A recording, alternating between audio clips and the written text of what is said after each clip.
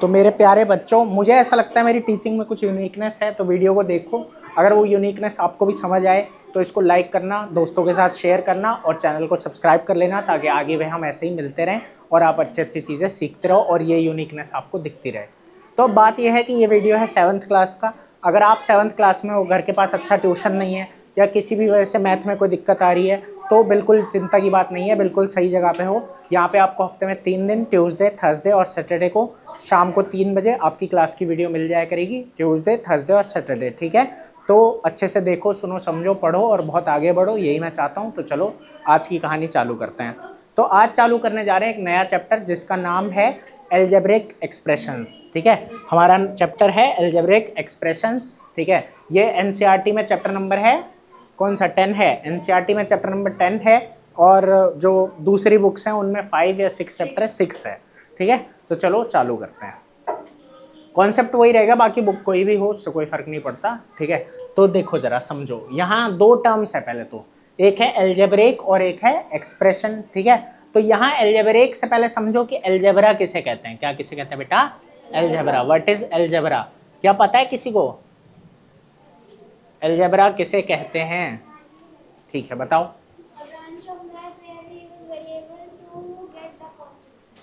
नहीं, हाँ बिल्कुल, तुम बताओ।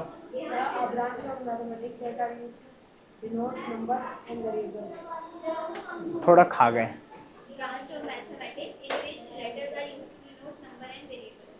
ठीक है, अब देखो जरा, इसमें हो क्या रहा है ना कि वही है, थोड़ा आराम आराम से, जो पहली बार पढ़ रहे हो वो जरा समझो कि ये मैथमेटिक्स की एक ब्रांच है। मैथमेटिक्स की एक क्या बेटा? ब्रांच। ठीक है, मैथमेटिक्स हमारा एक सब्जेक्ट है बहुत बड़ा, उसके अंदर कुछ क्या है, ब्रांचेस है ना, कि ये चीज़ इससे डील करती है, ये चीज़ इससे डील करती है, ऐसे है। ठीक है, तो अब यहाँ क्या होता है एल्जेब्रा में? तो it is also a branch of mathematics. ठीक है, एल्जेब्रा क्या है बेटा? अ ब्रांच ऑफ मैथमेटिक्स। इसके अंदर होता क्या है, यहाँ समझने वाली बात है कि a branch of mathematics in which, इसके अंदर क्या होता है ना, लेटर्स यूज किए जाते हैं। क्या यूज किए जाते हैं? लेटर। ऐसी मैथमेटिक्स की ब्रांच जिसके अंदर किसका यूज होता है बेटा? लेटर्स का। ठीक है, तो जरा समझो कि in which letters are used, in which letters are used. ठीक है, ये बात ठीक है कि इसमें किसका यूज हो रहा है बेटा? लेटर्स का यूज हो रहा है। अब आगे मजे की बात क्या है कि लेटर का यूज हो रहा है, ये बात तो ठीक है। ठीक है, लेकिन साथ में क्या है, किस चीज के लिए हो रहा है? तो टू डिनोट लेटर्स, मतलब to denote numbers and variable, to denote numbers and variables. जरा इस चीज को आराम से समझना। अब यहाँ ये भी बताया जाएगा कि नंबर किन्हें कहते हैं या वेरिएबल किन्हें कहते हैं। ठीक है, लेकिन पहले ये समझो कि अलजेब्रा कभी अगर कोई पूछता है ना, तो क्या बोलोगे? एक मैथमेटिक्स की ब्रांच है जहाँ किसका यूज होता है? लेटर का। ठीक है, और लेटर का यूज क्यों होता है? किसको दर्शाने के लिए होता है? नंबर्स को और वेरिएबल्स को। नंबर्स को और वेरिएबल्स को। समझ आया? अभी बताते हैं कि नंबर क्या होते हैं और वेरिएबल क्या होते हैं। समझ आ रहा है कि नहीं? ठीक है, लेकिन उससे पहले ये बात याद रखना कि मैथमेटिक्स की वो ब्रांच जिसमें किसका यूज हो रहा है? लेटर का। और क्यों हो रहा है? क्या डिनोट करने के लिए? नंबर्स और वेरिएबल्स। समझ आया?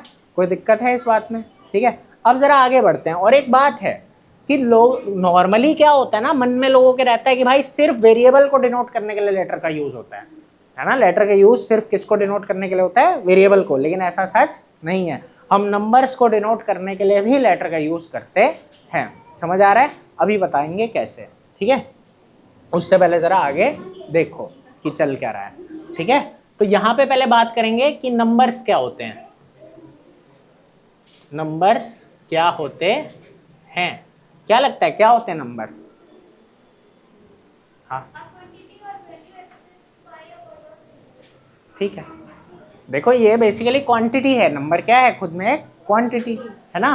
बाकी चीजें ठीक है, जो डेफिनेशन बोली वो सही है, पूरी है वो, ठीक है। लेकिन नॉर्मली नंबर क्या होता है? कोई क्वांटिटी है ना, या फिर वैल्यू भी हो सकती है। ठीक है, जैसे तुम कितने बच्चे हो, मान लो तुम 8 बच्चे बैठे हो, समझ आ रहा है कि नहीं? ठीक है, या कहीं 50 लोग बैठे हुए हैं, या किसी के पास मान लो 6 नोटबुक्स हैं, समझ आ रहा है कि नहीं? तो ये सब क्या हो रहा है? क्वांटिटी। तो number is itself the quantity. Number quantity ही है, नंबर क्वांटिटी ही है। समझ में आ रहा है कि नहीं? कोई दिक्कत है उस चीज में? ठीक है, तो नंबर क्वांटिटी ही होता है। समझ आया? कोई दिक्कत है इस चीज में? ठीक है, तो नंबर क्या है बेटा? क्वांटिटी। या फिर हम कह सकते हैं कि कोई वैल्यू हो सकती है, कोई क्या हो सकती है? वैल्यू हो सकती है। ठीक है, समझ में आ रहा है कि नहीं? ठीक है, कि क्वांटिटी और वैल्यू, क्वांटिटी और वैल्यू, कोई दिक्कत? वो नंबर है, वो क्या है बेटा? नंबर। अब आगे चलते हैं। अब एक टर्म आया था, ठीक है, अलजेब्रा हो गया, उसमें क्या आया टर्म? नंबर। और एक टर्म क्या है? वेरिएबल। क्या है बेटा? अब वेरिएबल को जरा मजे में समझो, ये बहुत इंपॉर्टेंट चीज है यहाँ पे। ठीक है, कि वेरिएबल होता क्या है? वेरिएबल होता क्या है? समझ आ रहा है कि नहीं? ठीक है, पहले सिंपल रखेंगे, फिर एक प्रॉपर डेफिनेशन थोड़ी सी लिख दूंगा। ठीक है, बाकी किसी को पुराना याद है तो वो पहले सुना दो। याद है? भूल गई? ठीक है, कोई बात नहीं। और किसी को याद है? सारथा भूल गए? अभी रुक जाओ, तुमको 5 चोटक बेटक लगवाएंगे। लगा लेगा 5 चोटक बेटक? लगा लेगा? सही में? टांगे, हाथी की टांगे बन जाएगी। चलो खैर कोई बात नहीं, पढ़ो आराम से। देखो वेरिएबल है ना हमारे पास बेटा, वेरिएबल वर्ड को जरा तोड़ो, ये आएगा वेरी। क्या आएगा? वेरी। और एक एबल, वेरी और एबल। वेरी का मतलब होता है चेंज, वेरी का मतलब होता है चेंज। तो जो चेंज हो सके, जो क्या हो सके, है ना, जो चेंज हो सके उसे क्या बोलते हैं हम? वेरिएबल। इतनी बात पहले तो समझ आई कि नहीं आई? ठीक है, जो चेंज हो सके। जैसे एग्जाम्पल पहले समझो, जैसे एज है, तुम सबकी एज अलग अलग हो सकती है कि नहीं? वैसे तो सेम क्लास के बच्चे हो, ठीक है, लेकिन फिर भी एज आगे पीछे हो सकती है। या एज सेम होगी मान लो, कोई बात नहीं, छोड़ो उसको। हाइट सबकी अलग अलग है कि नहीं है? समझ आ रहा है? हाइट अलग है। इनकम, तुम्हारे पिताजी की जो इनकम होगी या माताजी की इनकम होगी, जो भी, उसमें फर्क है कि नहीं? तो जो भी चीजें वेरी कर रही है, अलग अलग है, जो भी चीजें, उन्हें हम क्या बोलते हैं? वेरिएबल। उन्हें हम क्या बोलते हैं? समझ आया कि नहीं आया? कोई दिक्कत है इस चीज में? तुमको समझ आ रहा है? हिंदी इंग्लिश में दिक्कत तो नहीं हो रही है? पक्का?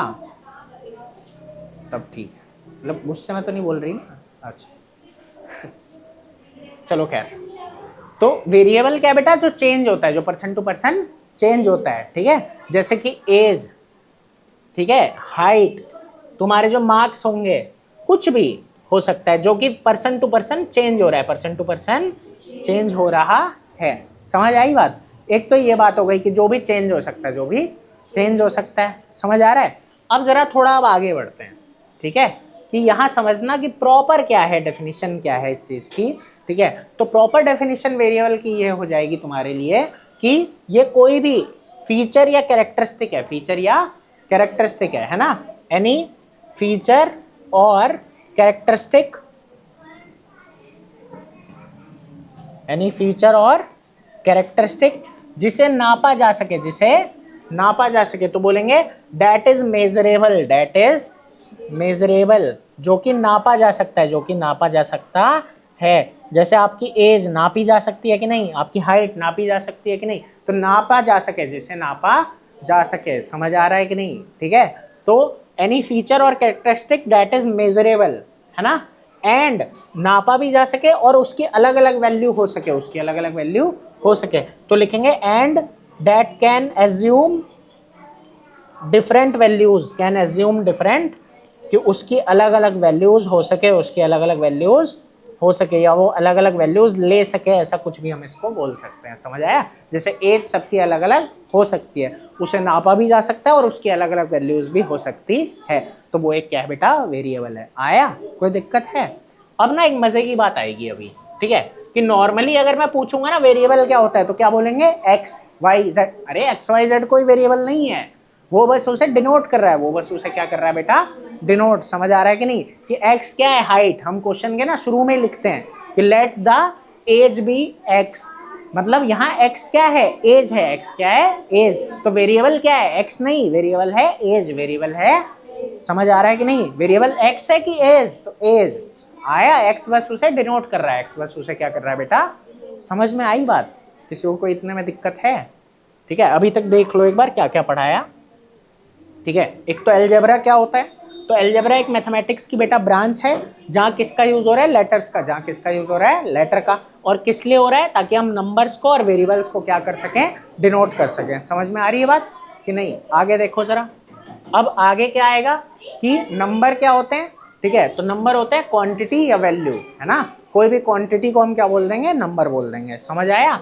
और उसके बाद क्या आता है, वेरिएबल क्या होता है। तो वेरिएबल क्या है, कोई भी फीचर या कैरेक्टरिस्टिक, ठीक है, जिसे नापा जा सकता है और जिसकी अलग अलग वैल्यूज हो सकती है, उसको हम क्या बोलते हैं, वेरिएबल। तो इन्हें ही डिनोट करने के लिए, नंबर और वेरिएबल को ही डिनोट करने के लिए, ठीक है, लेटर्स का यूज होता है। किसका यूज होता है, लेटर्स का। इतनी बात समझ में आ रही है कि नहीं आ रही। अब देखो जरा नॉर्मली समझना, ठीक है, कि नॉर्मल क्या है, मैंने क्या बोला कि क्या चलता है, कि लोगों को क्या लगता है कि एक्स वेरिएबल है, एक्स कोई वेरिएबल नहीं है। वेरिएबल वो है जिसे वो डिनोट कर रहा है, जिसे वो, समझ आ रही है बात, ठीक है। अब जरा समझना आगे क्या है यहाँ पे। मान लो मैंने बोला 4x, अब यहाँ लिख देता हूँ 4x, ठीक है। तो जरा इस बात को समझो कि यहाँ x अगर मैंने माना है कि x क्या है, हाइट, x क्या है, हाइट है, तो वो बात सही है। उस केस में ये क्या हो गया, वेरिएबल, ये क्या हो गया। अब ये नॉर्मल समझो ये, ठीक है, उधर थोड़ा ये है कि 4x लिखा है, तो ये x क्या होगा, इसमें नॉर्मली वेरिएबल होगा, और ये 4 क्या होगा, कांस्टेंट। 4 क्या होगा, इसको क्या बोल देंगे, कांस्टेंट, या फिर नंबर है, ये क्या है, नंबर। इतनी बात समझ आई। अब एक मजे की बात समझना जरा, ठीक है, कि अगर मैं बोलता ax, क्या बोलता, ax, मैंने ax बोल दिया, लेकिन अब यहां भी क्या होगा कि हो सकता है एक वेरिएबल हो और एक कांस्टेंट हो। समझ आ रहा है कि नहीं, कॉन्सोनेंट नहीं, कांस्टेंट, ठीक है, वो इंग्लिश में होता है, ठीक है। तो यहाँ पे भी क्या हो सकता है कि एक वेरिएबल हो और एक कांस्टेंट हो। अब उसमें कौन वेरिएबल कौन कांस्टेंट, वो हमें मानना पड़ेगा, वो हमें मानना पड़ेगा। समझ आ रहा है, जैसे समझना आराम से। अगर ये ax मेरे पास है, तो मैं x को क्या मान लूंगा, हाइट, क्या मान लूंगा, हाइट। इतनी बात समझ आई। और a को मैं कह दूंगा कोई नेचुरल नंबर है, a को क्या कह दूंगा, कोई नेचुरल नंबर है ये। समझ आया, 2 3 4 5 कुछ भी हो सकता है। तो ये बात है, या मैं उल्टा भी मान सकता था, उल्टा भी। तो जरूरी नहीं है कि लेटर का यूज सिर्फ वेरिएबल को डिनोट करने के लिए किया जाए, उसका यूज जो है नंबर को डिनोट करने के लिए भी किया जा सकता है, कि यहाँ a कोई भी एक नंबर हो सकता है। या मैं अलग से लिख दूं कि a बराबर 4, मैं बार बार 4 नहीं लिखना चाह रहा, मैं a लिखना चाह रहा हूँ, मुझे a लिखने में मजा आता है, तो मैंने यहाँ क्या किया, a बराबर 4 लिख दिया। आई बात समझ में। तो नंबर्स को डिनोट करने के लिए भी वेरिएबल का इस्तेमाल हो सकता है, और तुम्हारा वेरिएबल को डिनोट करने के लिए भी इसका इस्तेमाल हो सकता है। हाँ, नॉर्मली हम जो है अभी, ठीक है, क्वेश्चंस करने के लिए या बाकी चीजों के लिए हम क्या करते हैं कि लेटर का यूज वेरिएबल को डिनोट करने के लिए करते हैं, लेकिन नंबर के लिए भी हो सकता है इसका यूज। और कब होता है, नॉर्मली जब हम अलग अलग टाइप की डेफिनेशंस देते हैं ना, तब इसका यूज ऐसे होता है, ठीक है। कि जैसे एक एग्जांपल दे देता हूं, देखो हम डेफिनेशन जब देते हैं ना, तो वहां पे ना ऐसे हम लिख देते हैं कि जैसे ये लिखा मैंने, ax² plus bx plus c, ठीक है, बराबर 0। तो मान लो मैं एक डेफिनेशन दे रहा हूं जिसमें मैं क्या कहूंगा कि the equation which is in the form, the equation which is in the form ax² plus bx plus c is equal to 0। इतनी बात समझ आई कि नहीं। उसके बाद पता है मैं क्या लिखूंगा, where a b and c are real number, a b and c are real number, ठीक है। और फिर मैं क्या बोलूंगा कि a 0 नहीं होना चाहिए, 0। ये एक बड़ी क्लास में तुम्हें डेफिनेशन मिलेगी। समझ आ रहा है कि नहीं, ठीक है। ये क्वाड्रेटिक इक्वेशन की डेफिनेशन है, किसकी डेफिनेशन है, क्वाड्रेटिक इक्वेशन। तो अभी इन चीजों के बारे में पढ़ोगे, ठीक है, कंफ्यूज मत होना, और डिटेल में ये चीजें बताई जाएगी। लेकिन अभी बस मैं एग्जांपल दे रहा हूं कि जैसे यहां हमने क्या लिखा कि क्वाड्रेटिक इक्वेशन क्या है, ऐसी इक्वेशन जो इस फॉर्म में है, ax² plus bx plus c बराबर 0। इतनी बात समझ में आ रही है। लेकिन यहाँ पे अब मजे की बात क्या है कि अब क्या बोलेंगे, ए बी सी क्या होंगे, real number, a b c क्या होंगे, रियल नंबर। आ रही है बात समझ। और x यहाँ वेरिएबल है, x यहाँ। तो देखो लेटर का यूज किया ना हमने, नंबर को यूज कर, नंबर को डिनोट करने के लिए भी किया और वेरिएबल को डिनोट करने के लिए भी किया। आया समझ में। ऐसा नहीं है कि सिर्फ वेरिएबल को ही डिनोट किया जा रहा है, ऐसा नहीं है, नंबर को भी करने के लिए करते हैं। लेकिन वो है कि जब डिफाइन करते हैं, डेफिनेशंस देते हैं, तब। समझ आया। नॉर्मली ऐसे ही रहता है जैसे यहाँ पे है। और x अपने आप में कोई वेरिएबल नहीं है, x किसी वेरिएबल को डिनोट करता है, x किसी वेरिएबल को डिनोट करता है, ठीक है। समझ में आई बात, क्या बोल रहे हैं, कोई दिक्कत। अब इतना नोट कर लो, ठीक है। और बच्चों आप लोग भी नोट कर लो, अगर कोई ऑनलाइन देख रहा है तो, ठीक है। वीडियो को मतलब आगे बढ़ा के आप नोट करते रहना, और फिर मैं अभी माइक ऑफ कर दूंगा, और जब दोबारा आगे पढ़ाने लगूंगा, जितनी देर में इनका नोट हो जाएगा, तो माइक दोबारा ऑन कर दूंगा, तो वहां से फिर आप कंटिन्यू करना।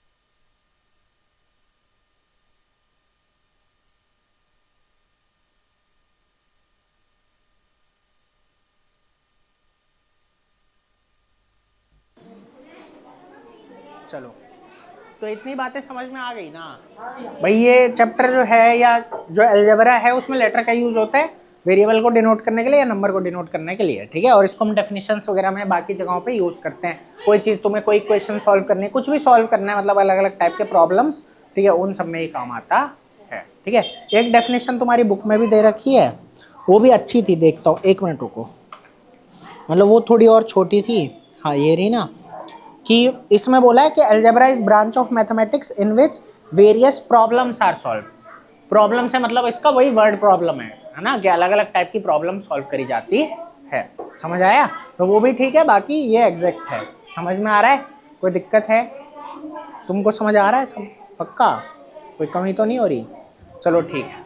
अब क्या है ना कि पिछली क्लास में भी तुम ये सब पढ़ चुके हो थोड़ा थोड़ा, कि हम इक्वेशंस बनाते हैं, सॉल्व करते हैं उनको, ठीक है। तो वही चीज़ें यहाँ पे भी आएगी, ठीक है। अब जरा आराम आराम से समझो। यहाँ पे क्या होता है ना, अब वर्ड आता है एक्सप्रेशन। क्या वर्ड आता है? एक्सप्रेशन, ठीक है। अब वर्ड क्या है बेटा हमारे पास? एक्सप्रेशन है। अब ये क्या होता है? एक्सप्रेशन किसे बोलते हैं? याद है? नहीं याद है? देखो सुनो, पूरा याद ना भी रहे ना, इतना जरूर याद रखना कि combination of symbols, combination of symbols का कॉम्बिनेशन है, सिंबल्स का कॉम्बिनेशन ऑफ सिंबल्स, ये वाई है, ठीक है, सिंबल्स का कॉम्बिनेशन है। हमने अलग अलग सिंबल को एक साथ लाया है, कॉम्बिनेशन बनाया है। इतनी बात समझ आ गई? कोई दिक्कत है इस सीन में? अब बोलेंगे जिसे हमने सही से बनाया, that is well formed, that is well formed, और ठीक है, जिसे हमने अच्छे से बनाया कैसे? रूल्स के अकॉर्डिंग। किसके according? According to the rules, ठीक है, रूल्स के अकॉर्डिंग बनाया है। और that depend on context, that depends, rule किस पे डिपेंड कर रहे हैं? कॉन्टेक्स्ट की बात क्या चल रही है, बात क्या चल रही है। इतनी बात समझ आई? ये पूरी बात यही है कि जो बात चल रही है उसके अकॉर्डिंग हम अलग अलग कॉम्बिनेशन बना रहे हैं, अलग अलग कॉम्बिनेशन बना रहे हैं, ठीक है। बेटा इधर देख लो, थोड़ा बंद कर दो उसे, बंद कर दो, ये सब नहीं मिलेगा लिखा हुआ, पढ़ लो यहाँ। एक्सप्रेशन में क्या है बेटा कि कॉम्बिनेशन है सिंबल्स का। सिंबल्स का क्या है बेटा? कॉम्बिनेशन। हम एक्सप्रेस कर रहे हैं, देखो जरा समझना। मान लो एक नॉर्मल है ना, पहले थोड़ा डेफिनेशन से हट के समझते हैं, ठीक है। देखो मान लो एक्सप्रेस करना है खुद को, जैसे अब देखो सार्थक बोलेगा मेरे पास 4 टॉफी थी, ठीक है, फिर 5 मुझे इसने हर्षित ने दे दी, ठीक है, फिर जितनी थी उसमें से 6 ये खा गया, छीन के आदित। समझ आ रहा है कि नहीं? तो हुआ क्या, यहाँ ये अपने आप को एक्सप्रेस करेगा सार्थक। कैसे? बोलेगा देखो 4 थी, ये भी एक सिंबल है भाई, ये भी एक क्या है? सिंबल। फिर उसके बाद 6 किसने दे दी? हर्षित ने, तो क्या करेगा? प्लस करेगा। समझ आ रहा है कि नहीं? फिर उसके बाद क्या बोलेगा कि मार पीट के 4 ये खा गया मेरे से, 4 ये खा गया छीन के, ठीक है, या चलो इसको 2 कर देते हैं कि 2 ये छीन के खा गया। इतनी बात समझ आई कि नहीं आई? तो ये एक एक्सप्रेशन है। ये क्या बेटा? कि हमने सिंबल्स का कॉम्बिनेशन बनाया है। सिंबल्स का क्या बनाया है? कॉम्बिनेशन। इतनी बात समझ आई? ठीक है, जिसे हमने सही से बनाया है और जो कि रूल्स के अकॉर्डिंग है कि कब प्लस करना है कब माइनस करना है, तो वो डिपेंड करता है कि बात क्या चल रही है। बात क्या, अगर यहाँ 4 थी और 6 हर्षित ने देने की जगह ली होती तो हम यहाँ क्या करते? माइनस। तो रूल किस पे डिपेंड कर रहे हैं? क्या रूल लगेगा? कॉन्टेक्स्ट पे। बात क्या चल रही है? बात क्या समझ में आया क्या बोला? तो हम ऐसे खुद को क्या कर रहे हैं? एक्सप्रेस। और वही ना, अब एक बात को समझना, अगर मैं इसमें इज इक्वल टू लगा दूं, क्या लगा दूं, तो ये क्या बन जाता है? इक्वेशन। तो ये क्या बन जाता है? अभी बिना इज इक्वल टू का है तो क्या है? एक्सप्रेशन। बिना इज इक्वल टू का है तो क्या है? एक्सप्रेशन, है ना। Combination of symbols that is well form, ठीक है, according to the rules that depends on the context. की बात क्या चल रही है उसके अकॉर्डिंग हमने इसे बनाया है। अगर इसी में क्या लगा दूं? Is equal to. क्या लगा दूं? इज इक्वल टू, ठीक है, तो ये क्या बन गया? इक्वेशन। क्या बन गया? इक्वेशन। समझ आ रहा है कि नहीं? ठीक है, तो यहाँ जरा इक्वेशन की डेफिनेशन को भी थोड़ा सा समझ लो कि इक्वेशन में क्या होता है। एक स्टेटमेंट है इक्वेशन। एक क्या है बेटा? स्टेटमेंट जिसमें 2 एक्सप्रेशन बराबर है। 2 एक्सप्रेशन, एक ऐसा स्टेटमेंट जिसमें 2 एक्सप्रेशन क्या है? बराबर। क्यों? जरा समझना, अगर मैं सिर्फ 8 भी लिख रहा हूँ, सिर्फ क्या लिख रहा हूँ? 8, तो ये भी एक क्या है? सिंबल्स का कॉम्बिनेशन है। सिंबल्स का एक, समझ आ रहा है कि नहीं? क्योंकि 8 के साथ कौन होता है? प्लस। तो ये अकेला नंबर भी एक्सप्रेशन होता है। अकेला नंबर भी आई बात समझ में? तो क्या होगा, इक्वेशन क्या होता है, अ स्टेटमेंट इन विच, एक स्टेटमेंट है जिसमें two expressions are equal, two expressions are, समझ में आई बात कि नहीं आई? तो एक्सप्रेशन होता है जिसमें दो क्या बराबर हैं, एक्सप्रेशन सॉरी इक्वेशन क्या होता है जिसमें दो एक्सप्रेशन बराबर है, समझ में आई बात कि नहीं? और ये इस तरीके से क्या है, हमारा एक्सप्रेशन है, क्या बेटा, समझ आई बात? कोई दिक्कत किसी को? तो एक्सप्रेशन क्या है, combination of symbol that is well formed, है ना, कॉम्बिनेशन बनाया हमने सिंबल का जिसे अच्छे से बनाया, और किसके अकॉर्डिंग बनाया, रूल के अकॉर्डिंग, और रूल किस पे कौन सा लगेगा वो डिपेंड कर रहा है किस पे, कॉन्टेक्स्ट पे की बात क्या चल रही है ना, कि अगर हर्षित के पास 4 थी और सार्थक ने 6 दे दी तो प्लस करोगे, 6 अगर इससे ले ली तो माइनस करोगे। आ रही है बात समझ में कि नहीं? ठीक है, बाकी कुछ ना याद रहे तो एटलीस्ट इतना याद रख लेना कि हम सिंबल्स का क्या बनाते हैं, कॉम्बिनेशन, सिंबल्स का क्या बनाते हैं, आ गया। और इसमें इज इक्वल टू नहीं होता, इसमें इज इक्वल टू आया समझ में? और बेसिक पे जाओगे बिल्कुल तो बोलोगे हम अपने आप को एक्सप्रेस कर रहे हैं, हम अपने आप को क्या कर रहे हैं, एक्सप्रेस। देखो कहानी की तरह हो गया ना, कि पहले 4 था, फिर 6 आ गया, फिर 2 चला गया, ऐसे करके, समझ आ रहा है कि नहीं? ठीक है, कोई दिक्कत है? तो ये इस तरीके से जाता है, कोई दिक्कत इतने में? और इक्वेशन क्या है, देखो शॉर्ट फॉर्म हो जाता है ना, सिंबल्स का यूज करके कर दिया हमने। ठीक है, नॉर्मली हम लिखते, देखो स्टेटमेंट इसलिए बोल रहे हैं, नॉर्मली क्या लिखते हैं, 4 FOUR 4 करके लिखते हैं, 4 and 6 टुगेदर, ठीक है, मेक्स 10, देन 2 इज सब्ट्रैक्टेड, ऐसे करके लिखते हैं, मान लो जो भी लिखना होता, समझ आ रहा है? लेकिन हमने उसकी जगह क्या करा ये, लेकिन ये होता स्टेटमेंट, ये होता, समझ आया? बस हम वो इंग्लिश में जो बड़े बड़े स्टेटमेंट लिखते हैं उनकी जगह मैथ में छोटे स्टेटमेंट लिखते हैं जो कि इक्वेशन होते हैं, जिनमें दो एक्सप्रेशन बराबर होते हैं, जिनमें दो एक्सप्रेशन, समझ आ रहा है? कोई दिक्कत है? ठीक है, तो ये छोटी छोटी डेफिनेशन है जो कि पता होनी चाहिए। जैसे अलजेब्रिक एक्सप्रेशन है तो क्या पढ़ा, अलजेब्रा क्या है, ठीक है, उसके बाद क्या पढ़ा, वेरिएबल क्या है, नंबर क्या है, समझ आ रहा है कि नहीं? ठीक है, उसके बाद अब क्या पढ़ा है, एक्सप्रेशन क्या होता है, समझे? ठीक है, तो ये सब चीज़ें आपको पता होनी चाहिए। ठीक है, और यहाँ पे बताया था कि वेरिएबल का इस्तेमाल, ठीक है, मतलब सॉरी लेटर का इस्तेमाल, ठीक है, लेटर का इस्तेमाल वेरिएबल के लिए भी होता है और नंबर्स के लिए भी होता है, समझ आया? वो डिपेंड करता है हमने किसे क्या माना है। अब आगे बात ये आती है, उसके बाद ये बताया कि इक्वेशन क्या है, स्टेटमेंट है जिसमें दो एक्सप्रेशन बराबर, और ये अकेला नंबर भी क्या है, एक्सप्रेशन। ठीक है, तो आज की क्लास में जो भी इससे रिलेटेड डेफिनेशंस थी वो बताइए लगभग, जो अगली क्लास होगी ना उसमें जितना भी मतलब क्या कहेंगे उसको, और जो क्वेश्चंस हैं बाकी चीज़ें हैं तुम्हारी, ठीक है, जो आएगी पेपर में एग्जैक्टली, क्योंकि ये सब पेपर में नहीं पूछा जाता जो बात है, ठीक है, ये बेसिक नॉलेज के लिए बस काम आता है। ठीक है, लेकिन वही है ना कि सिर्फ रट थोड़ी रहना है कि क्वेश्चन पढ़ लो हो गया काम हमारा, वही सब चीज़ें ज़रूरी है, सब पता होना चाहिए, इसलिए ये सब बताया है। ठीक है, तो इतना समझ में आया ना, वेरिएबल क्या है, नंबर क्या है, ये सब चीज़ें। अब अगली क्लास में जो जो तुम्हारे क्वेश्चन से रिलेटेड चीज़ें, ठीक है, वो सब बता देंगे, चैप्टर खत्म हो जाएगा। तो अगली 1 या 2 क्लास में, ठीक है, ख़त्म कर लेंगे, बहुत ज़्यादा कुछ है नहीं खास। ठीक है, तो चलो बच्चों, बस आज के लिए इतना ही है, इतना ही मुझे पढ़ाना था, उम्मीद है कुछ समझ आया होगा, और आया है तो जैसा मैंने पहले कहा था कि लाइक और शेयर और सब्सक्राइब कर लेना, ताकि आगे भी हम ऐसे मिलते रहें और आगे बढ़ते रहें। तो बस फिर अभी के लिए इतना ही, मिलते हैं परसों 3 बजे।